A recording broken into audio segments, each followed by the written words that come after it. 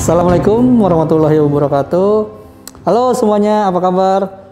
Selamat datang di pembelajaran jarak jauh untuk mata pelajaran kamera dan tata cahaya bersama saya Hendra Rukmana. Oke, sebelum masuk ke materi, saya buka maskernya ya karena mungkin biar lebih jelas untuk suara.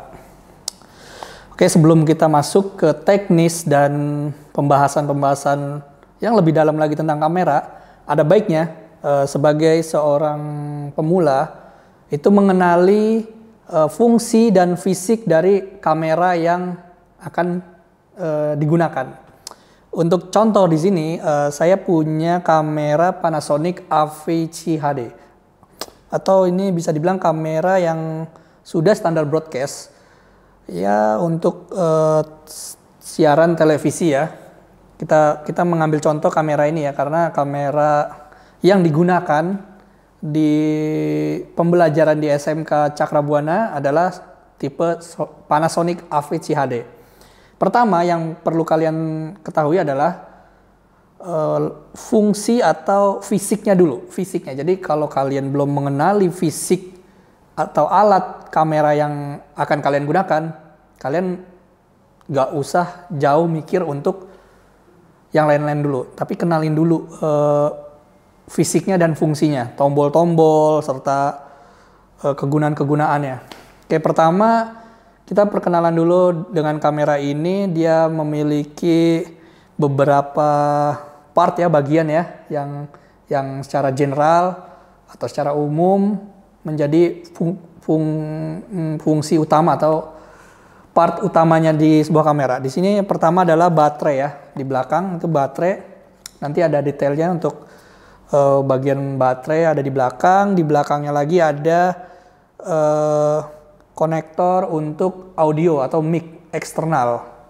Nanti ketika kalian menggunakan mic eksternal atau menggunakan audio yang di luar dari mic bawaan kamera ini sendiri, itu nyoloknya di belakang. Ada colokannya ya, atau konektornya itu dengan dua ya, bisa dua mic ya di sini ya untuk audionya.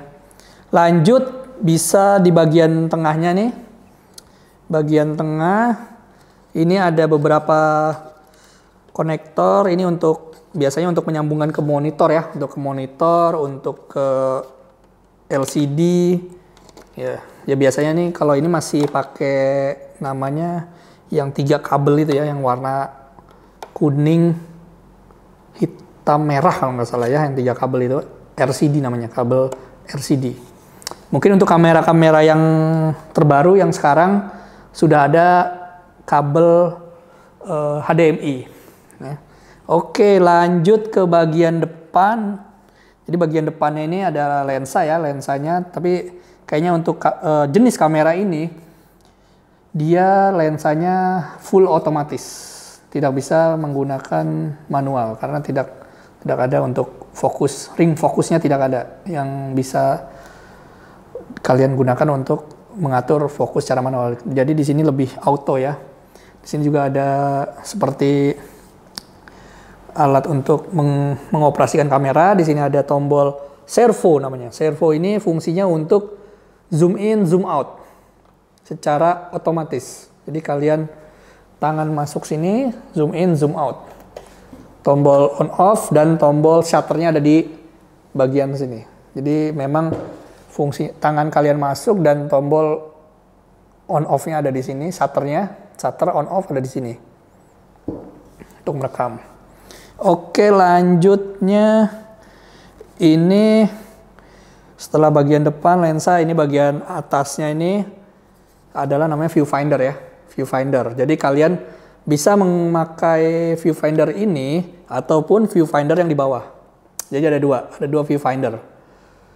Lalu setelah viewfinder ada tadi yang saya bilang internal microphone. Ini adalah internal microphone. Internal microphone, ada dia juga sudah punya mikrofon yang bawaannya. Lanjut ke tombol-tombol ini, fungsinya adalah menu untuk mengatur settingan. Di dalamnya juga ada audio level untuk mengatur fungsi audio levelnya ya. Jadi kalau di viewfinder kalian melihat grafik audionya terlalu over atau picking, itu sebaiknya diatur lagi, bisa diatur di situ secara manual. Oke, itu perkenalan dari fisik ya, fisik kameranya. Yang pertama kalian sudah tahu tombol recordnya di mana, tombol mematikannya di mana, tombol untuk nge-zoom in, zoom out di mana, servo, viewfinder. Nah, jenis kamera ini, kamera Panasonic Aviciade ini adalah jenis kamera shoulder cam. Shoulder cam itu kamera yang digunakan di bahu kameramennya. Karena bisa dilihat ini dari bentuk kameranya, dia memiliki lekukan di sini, ini adalah dudukan untuk bahu kalian, bahu kameramen ya. Makanya kamera ini termasuk jenis shoulder cam. Oke, setelah fisik, lanjut kita tes fungsinya ya. Fungsinya kamera, menyalakan kameranya pertama adalah kita putar dulu tombol on off yang ada di pegangan depan ini ya, ke arah yang gambar kamera. Tutupnya buka dulu. Oke, setelah mengenali fisik dari kamera dan fungsi dari tombol-tombol yang secara general yang dipakai untuk mengoperasikan kamera, sekarang adalah standar operasional handling atau cara megang kamera ya. Ini terlihat sepele tapi menjadi basic atau menjadi kunci utama kalian untuk mengoperasikan kamera. Jadi kalau dari awal handlingnya udah salah, otomatis kedepannya juga pasti akan berantakan hasilnya juga. Jadi pertama kalian harus paham dulu cara handlingnya. Ini juga berhubungan dengan keselamatan dan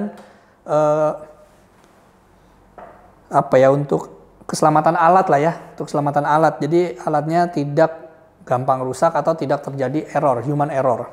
Jadi pertama kita bisa dengan menggunakan gagang yang di atas nih. Gagang yang di atas ini buat handling. Kita pakai handling seperti ini. Kamera ini kita bisa gunakan dengan cara seperti ini ya, ambil gambarnya. Kalau lihat di viewfinder. Nah, handling yang pertama ini dengan gagang yang di atas. Dan di atas gagang ini juga terdapat tombol servo untuk zoom in zoom out dan tombol record. Jadi pegangan atas ini juga salah satu handling yang bisa kita pakai ya untuk kamera ini ya. Dan sedikit didekap untuk memberikan keseimbangan.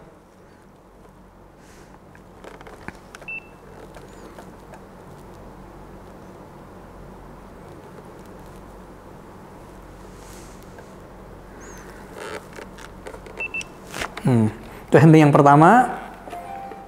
Jadi ini untuk handling kamera handheld ya, menggunakan tangan, tidak menggunakan tripod ataupun Jimmy Jeep. Jadi handlingnya seperti ini, yang pertama.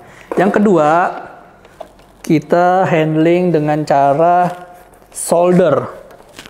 Lihat, solder ya, gini. Ini memang sudah ada dudukan untuk bahu kita. Terus tangan yang sebelah kanan itu ada di servo. Ada di servo dan untuk menekan tombol shutter. Lalu kita bisa melihatnya pakai viewfinder.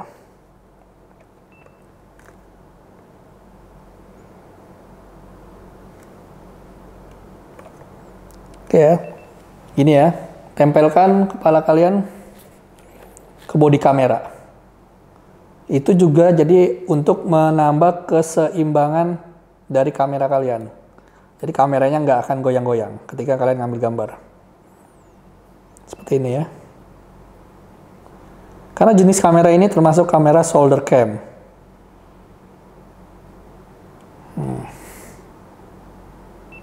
Gitu ya. Jelas ya.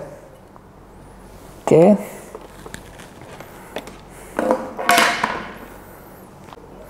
Untuk handheld yang satu lagi, kita gunakan viewfinder yang di bawah. Seperti ini. Tangan kiri bisa untuk menahan bodi kamera agar lebih seimbang.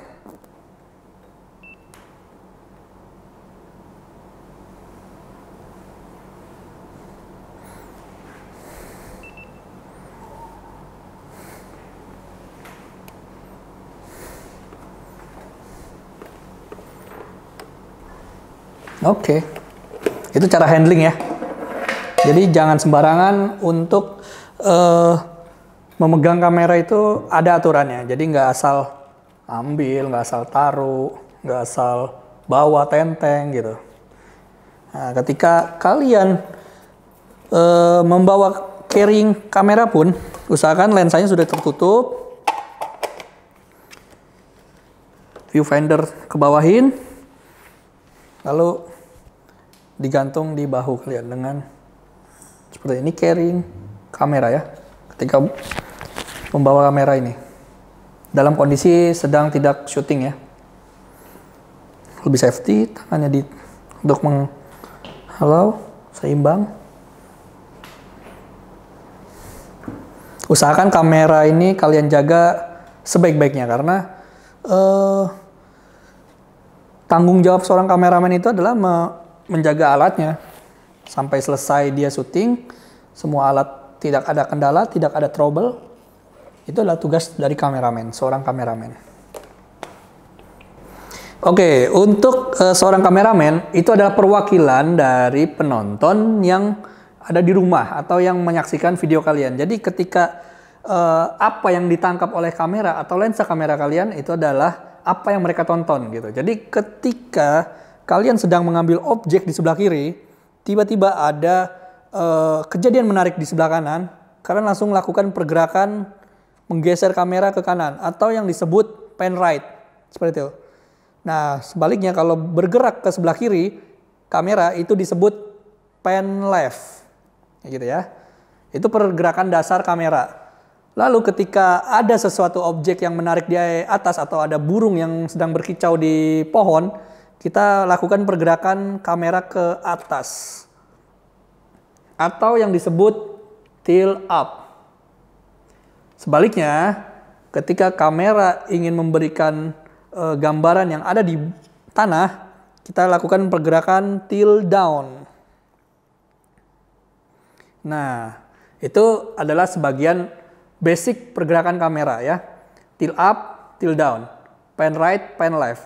Sebenarnya masih banyak lagi pergerakan-pergerakan kamera yang bisa kalian gunakan. Ada dolly track, ada namanya moving ya, dolly dan moving itu hampir sama dengan Jimmy Jeep seperti itu, dan itu memberikan efek-efek angle yang berbeda atau memberikan nuansa gambar sensasi bagi penonton yang berbeda dan disesuaikan dengan kebutuhan dari apa yang kalian mau tampilkan di layar seperti itu. Jadi seorang kameramen harus paham dulu kameranya, fisiknya, kameranya, fungsi-fungsi tombol-tombolnya, lalu dia harus tahu cara menghandling kameranya. Karena setiap kamera memiliki bentuk dan tombol yang berbeda-beda, tapi pada prinsipnya itu sama semuanya gitu. Tombolnya maksudnya hanya mungkin letaknya yang berbeda. Jadi sebelum kalian mengoperasikan kamera, kalian kenali dulu alatnya. Jadi mungkin sekarang yang menjadi contoh adalah Panasonic, tapi nanti mungkin ketika kalian melakukan syuting lain di tempat lain, kalian menemukan kamera yang berbeda, tapi setidaknya kalian sudah paham basic-basic tombolnya, fungsinya untuk apa. Itu biasanya hanya berbeda letaknya saja, sama mungkin shape-nya, bentuk-bentuk kameranya saja yang berbeda. Dan itu dibutuhkan adaptasi untuk seorang kameramen. Ya kurang lebih mungkin 15 menit untuk perkenalan dan adaptasi udah cukup ya. Karena kalian pada dasarnya sudah memiliki basic tentang kamera itu sendiri. Jadi seperti itu, kameramen itu harus bisa cepatlah beradaptasi. Karena keterbatasan waktu dan kalian setiap alat itu berbeda-beda gitu. Oke, sekian pembelajaran tentang kamera. Selanjutnya nanti kita akan bahas yang lebih dalam lagi ketika kalian sudah memahami basic-basic dari kamera itu sendiri. Sekian, terima kasih. Wassalamualaikum warahmatullahi wabarakatuh. Kita pakai masker lagi.